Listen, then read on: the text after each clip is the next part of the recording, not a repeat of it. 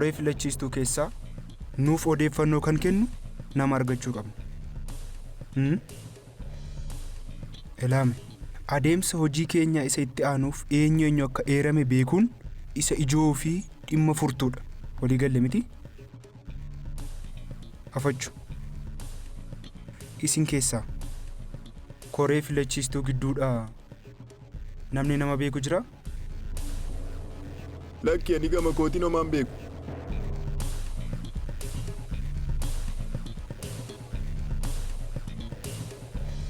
Akkas taanaan tooftaa biraa barbaaduun qabaa jechuudha.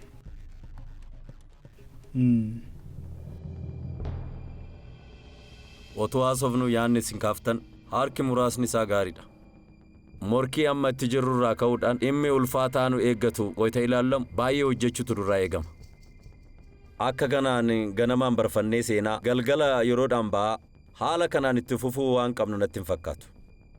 Inni kan biraa immoo mi'a amma fakkeenyaaf mootoo bareedaallee hin qabnu. Mootoo amma qabannee jirruun filannicha injifachuu miti daandiidhuma walakkaallee adeemuu hin dandeenye. Kana yaaduuf qopheessuun ammoo ga'ee keessanidha.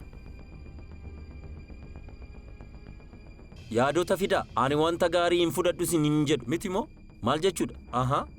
Waan hundumaa keessa seenuu narra hin jiraatu bar. Kanaafidha bar kana itti gaafatamummaa isiniif kenne.